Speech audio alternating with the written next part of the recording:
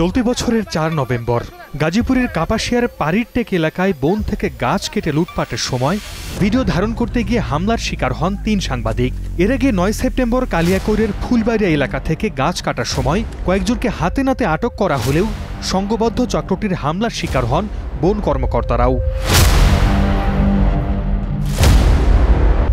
বন খেকোদেরই গল্প শোনাবো, তবে বনের বাইরের জগতেও যে তাদের আধিপত্য সেদিকটার। জীবনের ঝুঁকি বিবেচনায় আগের ঘটনায় বন কর্মকর্তারা সবাইকে ছেড়ে দিলেও মামলা করেন অভিযুক্তদের নামে।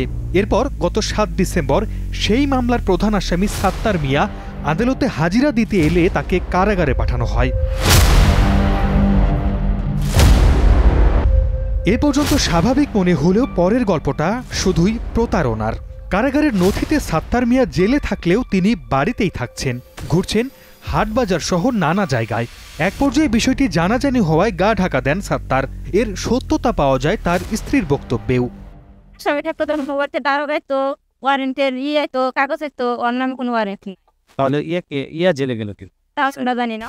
সাত্তার যদি নিজের বাড়িতেই থাকেন তবে জেল খাটছে কে?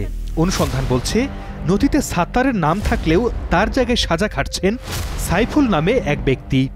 আমরা প্রাথমিকভাবে যেটুকু জেনেছি সে সাত্তার মিয়ান এবং সে সাইফুল ইসলাম, এটুকু। এবং এটা জানার পর আমি আমাদের ডিআইজি মহোদয়কে এটা লিখিতভাবেও জানিয়েছি, মৌখিকভাবেও জানিয়েছি, কারণ এরকম অসঙ্গতি অনেক সময় দাদা পড়ে। আসলে বিষয়টা যেহেতু বিচারাধীন, আদালতের এখানে একটা সম্পৃক্ততা আছে, আমি বিজ্ঞ আদালত বরাবর প্রেরণ করেছি। এখন তাহলে প্রশ্ন, সাইফুল কিভাবে সাত্তার হলেন?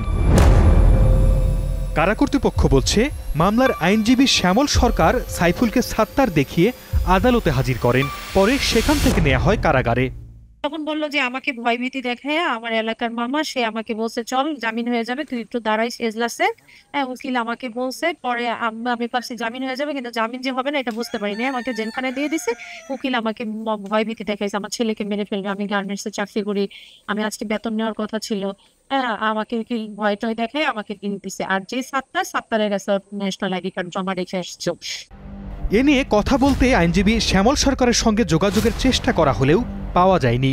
বন্ধ পাওয়া যায় তার ব্যবহৃত মোবাইলও। তবে সাইফুলের বাবার দাবি, জামিন পাইয়ে দেওয়ার আশ্বাসে মাত্র ১৫,০০০ টাকার বিনিময়ে প্রক্সি হাজিরা দেন তার ছেলে। লোভ দেখাইয়া ওরা খাড়া করাইছে, দেশে আটকাইয়া, মানে আর সময় খালি বেতনটা উঠাই নেব, এই প্রোগ্রাম।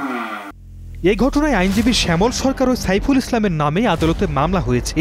একই সঙ্গে শ্যামলের বিরুদ্ধে কেন ব্যবস্থা নেওয়া হবে না জানতে চেয়ে ৭ কর্মদিবসের মধ্যে ব্যাখ্যা চেয়েছেন আদালত। Desk report, star news.